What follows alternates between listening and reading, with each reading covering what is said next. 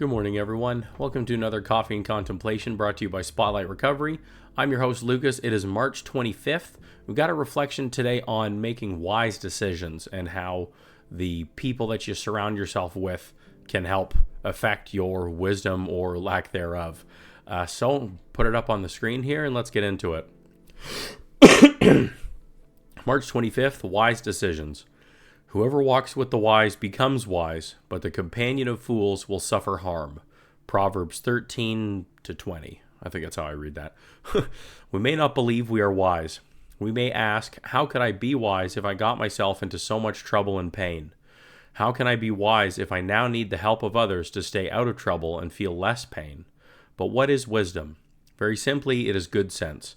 It is the ability to make a choice that will be good for us. No one is born with wisdom. It is learned through trial and error. Just a glance into our past will assure us we have certainly had our share of trials and errors. We have made a wise decision by joining the program. Because of this decision, our lives have become more manageable and less insane. We have learned of an all-wise power greater than ourselves. We have become willing to turn our lives and our wills over to this power. We have become more wise, for those who walk this power are wise. Have I made wise decisions today? How can I use the program to gain greater wisdom? And this inspiration is from Nightlight, a book of nighttime meditations. So those exist too, which is cool. I just wanted to throw this one out here for this morning, just because I resonated with it and connected it and liked the topic. I love this opening quote. Whoever walks with the wise becomes wise, but the companion of fools will suffer harm. And that's kind of the main point that I wanted to focus on with this today and with this reflection, and what really stood out for me is just this concept of who you surround yourself with. Just because I think it's very powerful and it's very important. There have been multiple psychological studies on the fact of who you spend the most time with is who you become more like and who you draw more character traits from. So this has been shown and proven. And it absolutely stood out for me in my life, in my addiction, and then also in my recovery as well. And so that was just what I wanted to talk about and what popped out for me with this. And it's a hard one too when we come into recovery. You know, if we've been really ingrained in our addiction for a long time, our addiction became the only social thing left. All of our friends were using friends or our dealers or locals at the bar, stuff like that. It's really hard to then realize when you're coming into recovery that the more old ties you cut, the better. Now, that's a general statement. Everyone's situation is unique. But in general, a lot of the people who you spent time with and surrounded yourself with in addiction, there's a good chance they may not be the best people for you to be spending time with in recovery and still associating with.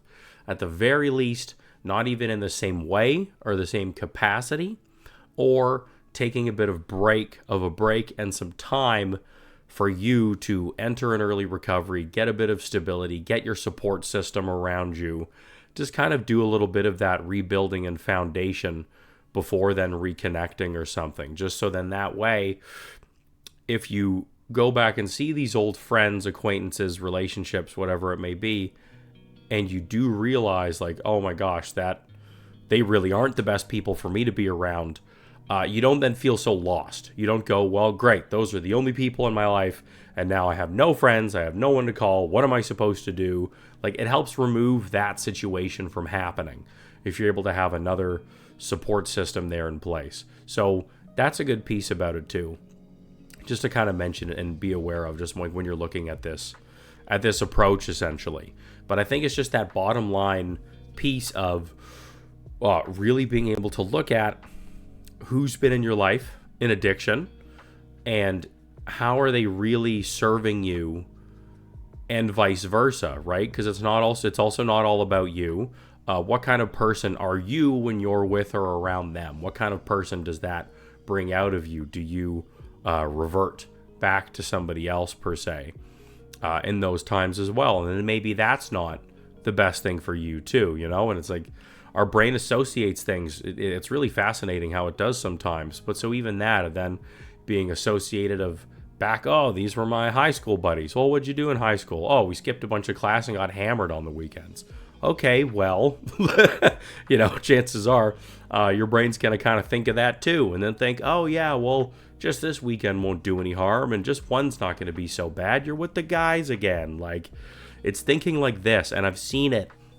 I've seen it take a lot of people down. I really have. I've seen a lot of people relapse over this stuff, especially early on too. Like they'll make these decisions too soon, and they'll go back for these old hangouts too soon. Pardon me. And like I get it. Recovery is hard work. It's a lot of work. It's serious work in a lot of ways, like early on. And especially if you go to treatment and you're there for a month or two and don't have your phone, and it's been all work and program and like no social time in that sense, like outside of treatment, and less fun than you're used to having, then a lot of people are like craving to get back out to that. And I can understand that. But again, having these thoughts ahead of time to realize that you can be watching into a potentially dangerous situation when you might not even realize it to be the case. So these are just a bunch of points I just wanted to mention and talk about that have been prompted for me from this reflection, just because I think it's really important. And then just getting into it a little bit more, I just like that it asked that honest question of how could I be wise? Like, look at all this shit that I did. How can I be wise if I'm needing this help and support from other people? I just like that it talks about it honestly, because like they're valid questions, and I think a lot of us would ask these things. You've heard me speak about it before on how comparing the difference between ourselves, like our true selves, and then our addict selves. So again, how could I be wise if I did all this shit? Well, because you were in active addiction. You were in your disease, which was being untreated, which you may have not even known you had, like me. So that's a pretty straightforward answer to that one. How could I be wise if I was doing all this stuff? Well, no, you weren't then in that aspect, but you were sick and your disease was calling the shots. So that's also not your true self. That's not where your wisdom is going to come from, is the person who is doing those behaviors and making all those decisions, right? So there's the one. And then that second piece of it, how can I be wise now? Oh yeah, there we go. Just before I move on from that, the other part too, and it talks about later on, end of the second paragraph here, just a glance into our past will assure us we have certainly had our share of trials and errors. So I really don't like, and I really try to reject a lot of the language and thinking of old school 12-steppers when you come into a meeting and they're like, you don't know nothing and you're a screw up and you're an idiot and you gotta sit down and shut up and listen. Like, it, fuck off. Like, it just, I'm sorry, you're not helping people with that. It's abusive. You're dealing with your own ego and I'm going to go off on a tangent. Oh, sorry. Woo! Gets me fired up. I reject a lot of that thinking. That was a good catch. Because we do, you're taking a person, I'm still going to keep tangenting. I reject all of that thinking. I don't think we're all good or all bad. And I think we absolutely come in with a lot of life experience and a lot of successes too that were able to get us to the point of where we were. If we weren't smart and successful and creative and hardworking and all of these things, we wouldn't have been able to sustain what we were doing. And we are absolute masters at figuring out what and how we need to do in our situation to get what we want. So a lot of wisdom comes from that. It's just very much on shifting that perspective and then utilizing all those skills that we know we have based on that life experience, and then applying it to a life in recovery and building that better life in recovery, right?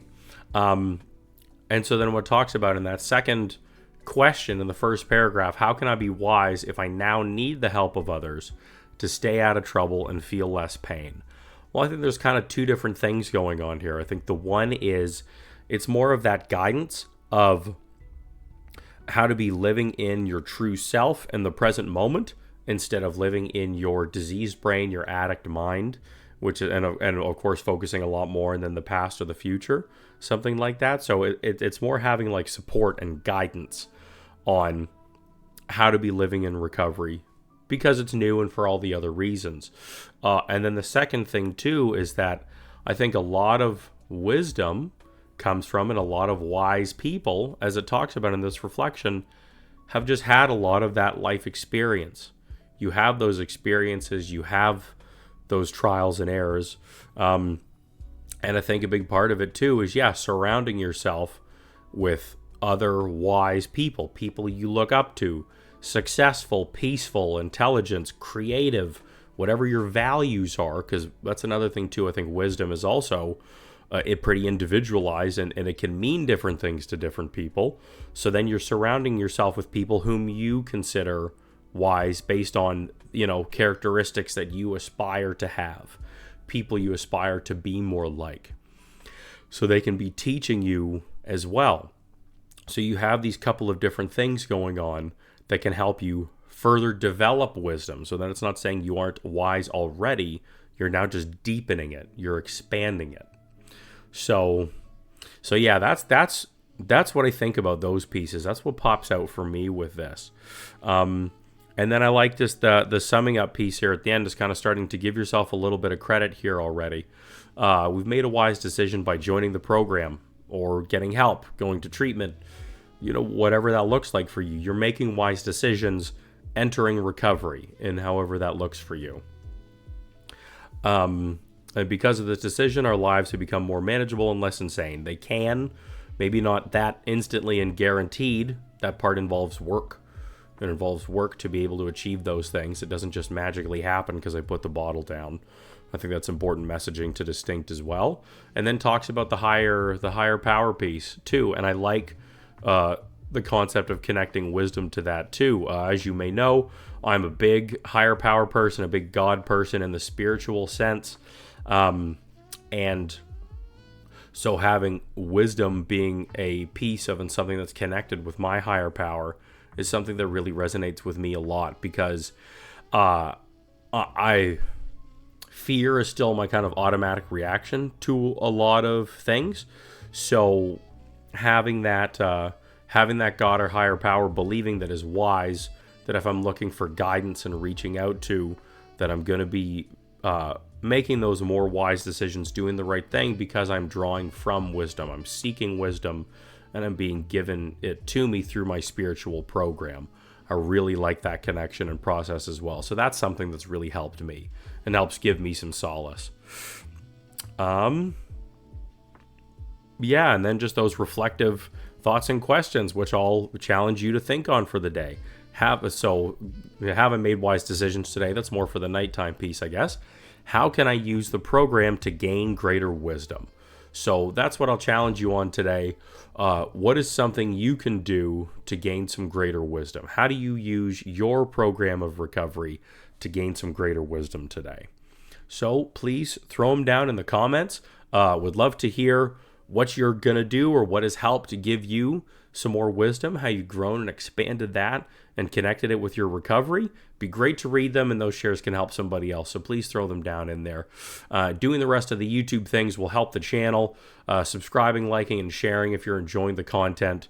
Our description's got a bunch of free resources for you if you want recovery coaching videos, a podcast, blog, all these things are there connected on our website. And I do private recovery coaching with folks.